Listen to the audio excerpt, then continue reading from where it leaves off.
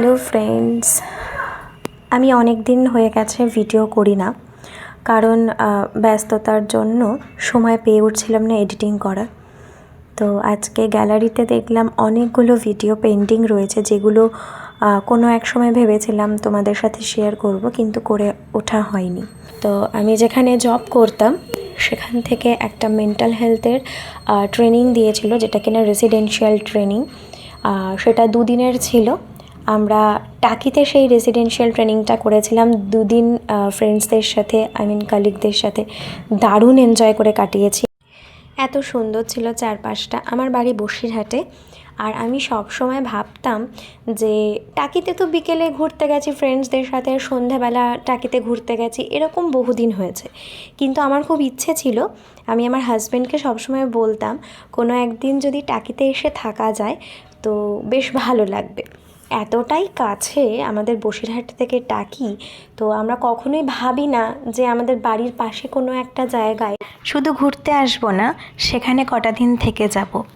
ঠিক আছে, তো এটা আমাদের সবসময় প্ল্যানিং করা হয় না। আমরা যখনই প্ল্যান করি বাইরে কোথাও প্ল্যান করি। যাই হোক, কাজের সোর্সে আমার ইচ্ছাটা হঠাৎই পূরণ হয়ে গিয়েছিল। বেশ বেশ বেশ ভালো লেগেছিল। যে জায়গাটাকে আমি বহুবার দেখেছি ছোট থেকে, কিন্তু সেই জায়গায় থেকে যখন ট্রেনিং করেছি, আমার একবারের জন্য মনে হয়নি যে হাত বাড়ালেই আমার বসিরহাট। আমার কোথাও গিয়ে মনে হচ্ছিলো পুরো অন্য একটা জায়গায় চলে এসেছি, সেখানে থেকেছি আমরা। পরিবেশটাকে মানে পুরো অন্যরকম লাগছিল। এই পার্কটা, এই নদীটা আমার খুব কাছের, আমার খুব প্রিয় একটা জায়গা, কিন্তু তারপরেও কোথাও গিয়ে মনে হচ্ছিলো কোনো দূরে কোথাও এসেছি। বেশ এনজয় করেছি। তো দেখো, এটা ছিল প্রত্যেকটা রুম তোমাদেরকে ঘুরে দেখাচ্ছি। প্রত্যেকটা রুমে আমরা 2 জন করেছিলাম। আগেই তোমাদেরকে বলেছি আমাদের 2 দিনের রেসিডেন্সিয়াল ট্রেনিং ছিল। তো এটা হলো ফার্স্ট ডের ভিডিও। তোমাদের সাথে সেকেন্ডের ভিডিওটাও আমি শেয়ার করব, ততক্ষণে তোমরা দেখে নাও পুরো হোটেলটার ভিউ। যদি তোমরা মনে করো এই হোটেলটা টাকিতে এসে বুক করবে, অবশ্যই করতে পারো। খুব বাজেট ফ্রেন্ডলি, আর এখানকার ডেকোরেশন বলো, রুম বলো, ভেরি ক্লিন এবং খুব সুন্দর ডেকোরেট।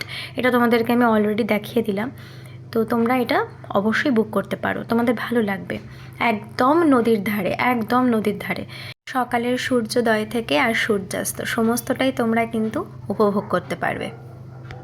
কিছুক্ষণ পরে আমাদের ট্রেনিং শুরু হবে। তো তার আগে আমাদের কিছুটা টাইম দিয়েছিল নিজেদের মতন করে স্নান করে, ড্রেস করে, তারপরে ফ্রেশ হয়ে খেয়ে দিয়ে আমরা আমাদের ট্রেনিংয়ে বসেছিলাম। ট্রেনিং চলাকালীন তো কোনো ভিডিও করতে পারবো না, তো সেই জন্য চেষ্টা করেছিলাম তার আগে যতটা সম্ভব তোমাদেরকে ঘুরিয়ে দেখানো যায়। দিনগুলো এভাবে ক্যাপচার করে রেখেছিলাম বলে আজ হয়তো 2 বছর পর যখন ভিডিওটা এডিট করছি, সেই দিনগুলো, সেই মুহূর্তগুলো যেন চোখের সামনে ভেসে উঠছে। তো যাই হোক, এটাই স্মৃতি, এটাই ভালো লাগার মুহূর্ত। যাই হোক, এগুলো সারা জীবন মনের খাতায় দাগ কেটে রাখবে।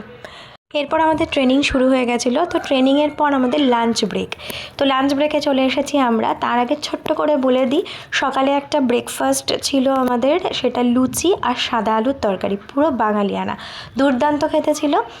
সেটা তোমাদের ছবি শেয়ার করেছি, কিন্তু তখন আর আলাদা করে বলা হয়নি, তাই বলে দিলাম। দুপুরের মেনুতে ছিল সাদা ভাত, তার সাথে ছিল ডাল, মুসুরির ডাল, আলু ভাজা, আর তারপরে ছিল তোমাদের এঁচোড় দিয়ে চিংড়ি, তারপরে ছিল মাছ, চাটনি, পাঁপড়, মিষ্টি। তো আবার আমরা ফিরে এসেছি ট্রেনিংয়ের একটা ছোট্ট ক্লিপ তোমাদের দেখালাম।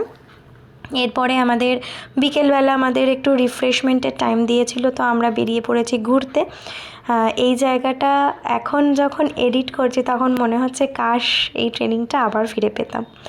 এটা শুধু আমার না, আমার যারা যারা সাথে ছিল, আমার সহকর্মীরা, তাদের সবার একই বক্তব্য, কাশ এটা আমরা আবার আরেকবার করতে পারতাম।